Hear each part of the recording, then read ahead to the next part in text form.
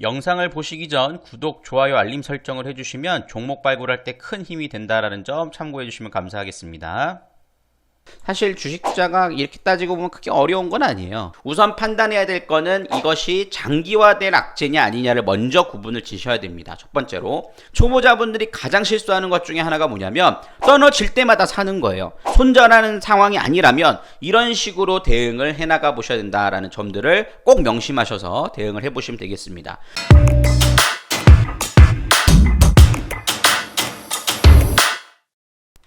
네, 안녕하세요. 반갑습니다. 이데일리온 서영원 전문가입니다. 여러분들이 금태족이 될 때까지 서영원의 리치붐은 계속됩니다. 자, 오늘 6월 25일 금요일장 마무리가 되었는데요. 한 주간의 좀 이슈를 좀 정리해보고 오늘 시장의 좀 특이점들, 좀 이슈들이 좀 있었죠. 그런 부분들에 대해서 하나하나씩 좀 체크해보는 시간들 가져보도록 하겠습니다. 저희 같은 경우에는 이번 주 한 주간을 좀 정리해보는 시간들 좀 가져본다라면 뭐 큰 수익은 아니었지만 소소한 수익을 좀 챙겨가는 흐름들이 나타나 좋습니다. 아가방 컴퍼니, 그죠? 그 다음에 대원미디어, 알체라, 그리고 BH까지 오늘까지도 수익 실현을 하는 모습들도 가져갔습니다. 이 종목들의 특징들을 살펴보면 바닥권에서 좀 시세가 나오는 종목이었다라고 볼 수 있겠어요.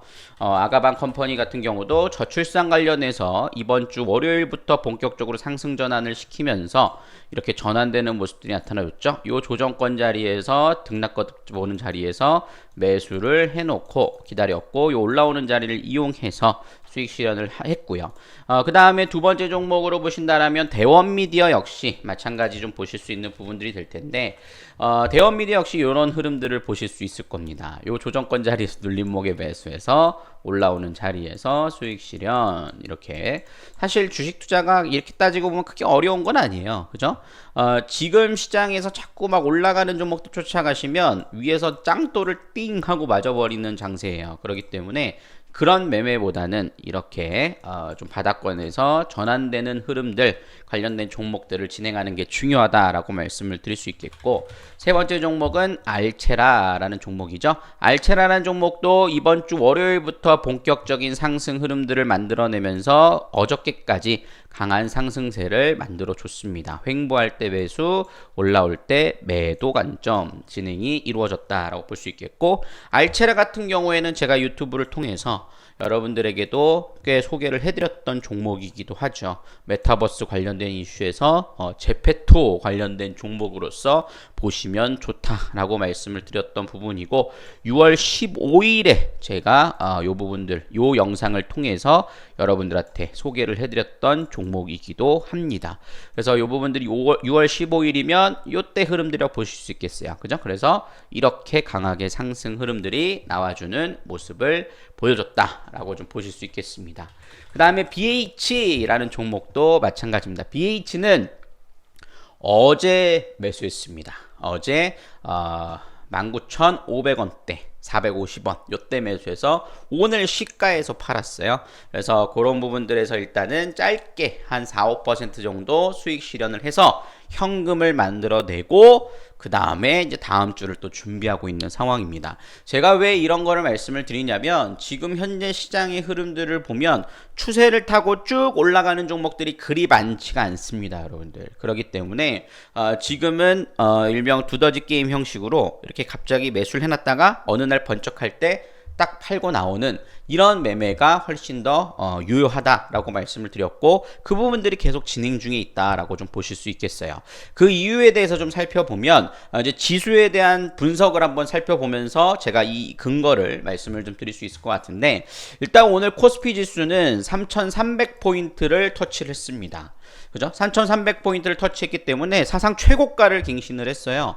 근데 제가 항상 말씀드리지만 오늘 그러면은 시가 상위 10개 종목 중에서 두드러지게 올라간 게 뭐야? 라고 한다라면 제일 많이 올라간 게 SK 하이닉스 1.98%입니다. 그 외의 종목들은 대부분 약보합권, 강보합권 수준이에요. 그런 것 치고는 사실 지수가 올라간 부분들이 잘 나와준 부분이죠. 이거는 왜 그래요? 제가 그저께 유튜브 영상을 통해서 말씀드렸던 것처럼 지금 현재 시장은 주도주가 형성되면서 움직이는 장세가 아니라 선물 시장에 의해서 끌고 올라가는 장세가 나타나주고 있다. 그러니까 종목과 지수의 흐름들이 조금은 괴리가 발생하는 현상을 보이고 있다라고 보실 수가 있겠어요. 사실 그나마 최근에 잘 올라가고 주도주 역할을 했던 종목은 뭐야? 라고 한다라면 카카오를 들 수 있을 텐데 카카오나 네이버를 들 수 있겠죠. 근데 이 종목들도 이제 조금씩은 꺾여 내려오기 시작해요. 여기서 이제 등락 거듭은 좀 보이겠습니다만 계속 추세가 이어질지에 대한 부분들은 펀더멘탈적인 부분들을 다시 분석해야 되는 시기가 올 겁니다. 그러니까 이런 부분들도 이제 조금 꺾여 내렸기 때문에 지금 현재 정말 주도주는 좀 없는 모습이에요. 그나마 반도체 쪽에 대한 수급들이 조금씩 들어오는 모습이죠. 그러니까 제가 DB하이텍에 대한 부분들을 방송을 통해서 설명을 드렸고 앞으로 흐름들도 충분히 좀 기대를 해볼 수 있지 않을까 라는 생각들도 해보게 됩니다. 그런 흐름들이 이어지고 있기 때문에 코스피 지수의 흐름들과 종목의 괴리감은 상당하다라고 볼 수 있어요. 하지만 우리가 가랑비에 옷 젖는다고 결국에는 이런 현상이 계속 지속되면 종목들은 따라가게 될 겁니다. 그러니까 지금은 약간의 괴리감이 발생하고 있지만 아직 모멘텀은 좋으나 시세가 많이 나오지 않은 종목들에서 여러분들이 기다리고 계신다라면 거기서는 시세가 강한 시세들을 만들어낼 가능성은 굉장히 높기 때문에 그런 부분들을 중심으로 여러분 살펴보셔야 되지 않을까 싶습니다. 그래서 뭐 DB하이텍이라든가 뭐 알체라 눌림목 자리 여전히 좋고요. 지난번에 말씀드렸던 서진 시스템 이런 종목들 눌림목 다시 나올 때 여러분 관심권에 좀 두시면서 대응하는 것은 충분히 가능하다라고 말씀을 좀 드리도록 하겠습니다. 그리고 코스닥에 대한 부분들을 살펴볼 필요가 있을 것 같은데요. 코스닥은 오늘 잘 나가다가 그죠? 오후장 들어서 갑자기 꺾이는 흐름들이 나타났어요. 이게 지금 코스닥의 3분봉이거든요. 왜 이런 현상이 나타나주는가에 대해서 굉장히 당황해 하시는 분들이 계실 것 같아요. 특히나 그 종목을 갖고 계신 분은 더 그렇죠. 오늘 코스닥에서 이렇게 급격하게 하락이 나온 원인들을 살펴보면 셀트리온 3인방을 들 수 있어요. 셀트리 오늘 4.67% 조정받았고 셀트리온 헬스케어는 6.13% 조정받고 셀트리온 제약은 8.9% 조정을 받았습니다. 왜 갑자기 이렇게 급격한 하락이 나왔는가? 분봉의 흐름들을 보면 굉장히 무섭게 급락하는 흐름들이 나타나주죠. 이런 현상이 나타나줬는가에 대한 부분들 살펴드리면 갑작스러운 뉴스가 나왔어요. 속보를 통해서 조선일보를 통해서 나왔는데 국산 항체 치료제가 이번에 발생한 델타 변이 바이러스에 대해서 방어 능력이 떨어진다라는 소식들이 전해졌습니다. 국산 치료제라고 한다라면 셀트리온의 레키로나주라고 보실 수가 있겠죠. 이런 부분들이 이제 별로 반응이 없어 라는 것 때문에 급격한 하락세를 만들어내기 시작했다라는 거죠. 이거는 우리가 리스크를 두 가지로 나누는데 체계적 리스크와 비체계적 리스크라고 보실 수 있겠어요. 근데 이거는 지금 현재 비체계적 리스크, 즉 기업의 악재로서 작용하는 부분들이 이루어짐으로써 코스닥이 거기에 따른 영향을 받았다라는 겁니다. 아무래도 셀트리온 헬스케어라든가 셀트리온 제약이 시가총액 1, 2위를 다투고 있으니까 결국엔 이 두 종목이 급락을 하면서 코스닥은 탄력적이지 못했다라는 겁니다. 그러니까 여러분들 사실 오늘 코스닥이 좀 강하지 못했다는 건 다소 아쉬운 부분들이긴 하지만 이 종목과 연관성이 없는 종목들에 대해서는 크게 우려하실 필요는 없다라고 말씀을 드릴 수 있겠고요. 반면에 이 셀트리온을 3인방을 갖고 있는 사람들은 어떻게 해야 될까요? 라는 부분들을 걱정을 하실 수 있을 텐데 우리가 주식 투자를 하다 보면 갑작스러운 악재에 당하는 경우들이 있을 수가 있습니다. 그렇기 때문에 거기에 따라서 손실을 보기도 하고 수익을 보기도 하는 부분들이 있죠.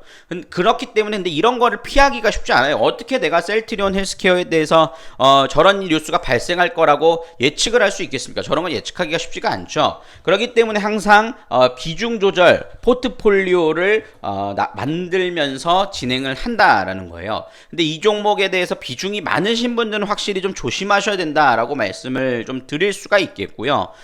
결과적으로 말씀드리면 일단은 오늘 그래도 어느 정도는 아랫꼬리를 달아주는 모습들을 좀 보여주는 모습이었어요. 그리고 셀트리온 헬스케어는 외국인과 기관들이 전체 매도가 나왔고 개인들이 매수했지만 반대로 제약 같은 경우 외국인과 기관들의 매수, 셀트리온 같은 경우 외국인 매수, 기관 매도가 이루어진 모습이었습니다. 결론적으로 말씀드리면 이거를 보유하고 계신 분들이 당분간은 조금 여기서 하락이 어디서 멈춰내는지에 대한 부분들을 좀 지켜보면서 살펴봐야 되겠지만 이 이슈 자체가 기업의 펀더멘탈을 장기적으로 망가뜨리는 구조로 흘러갈 가능성은 그리 높진 않다라고 판단이 돼요.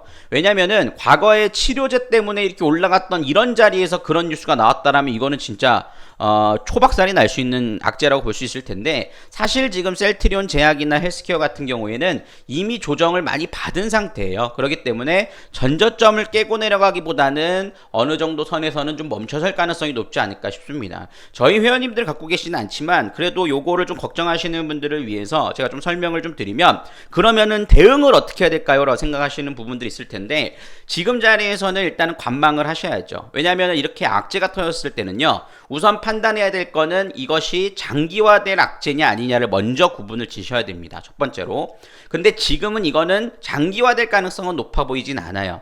그리고 기업의 펀더멘탈에 뭐 실적에 영향을 미친다거나 이러진 않을 것으로 판단이 됩니다. 그리고 두 번째, 그러면은 어디서 멈춰서는지에 대한 부분들을 눈으로 확인하신 다음에 대응을 하셔야 됩니다. 초보자분들이 가장 실수하는 것 중에 하나가 뭐냐면 떨어질 때마다 사는 거예요. 차라리 여러분들 그 떨어질 때 사는 이유가 뭐예요? 평단가를 맞추기 위해서잖아요.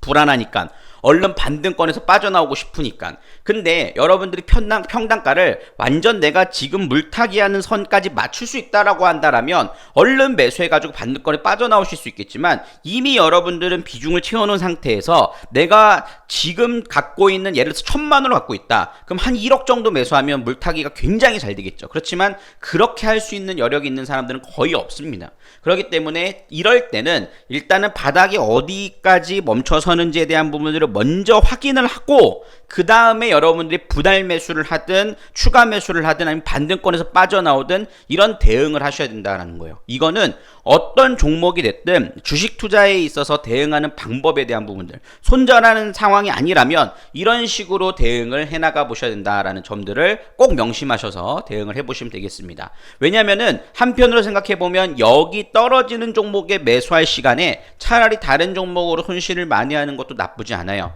그런데 지금 이 하락이 한번 크게 나왔기 때문에 이 하락에 대한 부분들은 브레이크가 밟히는데 조금 시간이 걸릴 수 있어요. 그래서 다음 주 흐름들을 좀 관망해 보시면서 여러분들이 대응을 해나가 보셔야지, 절대로 여기서 매수를 한다거나 물타기를 한다거나 이런 전략들은 좋지 못하다라는 점들을 말씀드릴 수 있겠습니다. 그래서 이런 부분들에 의해서 최근 시장에 대한 부분들이, 오늘 코스닥이 코스피 비해서 좀 탄력이 좀 둔화되는 모습들이 나타나줬지만 이거는 뭐 크게 우려감스러운 부분은 아니다라고 말씀을 좀 드릴 수 있겠고, 특히 이 셀트리온 3인방이 아닌 종목들을 갖고 계신 분들은 전혀 신경 쓰실 이슈는 아니다라고 말씀을 드릴 수 있겠습니다. 그래서 이런 부분들을 감안해 보시고, 다음 주의 흐름들도 뭐 굵직한 이슈가 있지 않습니다. 이번 주 연준 위원들의 발언들이 좀 출렁거리는 흐름들은 있었습니다만 결국에는 신고가를 갱신하고 있는 장세이기 때문에 지금 여러분들이 보셔야 될 것은 반도체주, 그 다음에 아이폰 13 관련된 부품주들,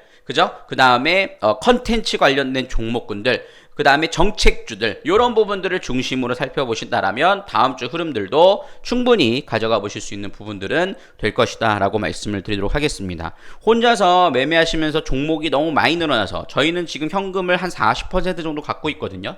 그렇기 때문에 사실 마음은 굉장히 편해요.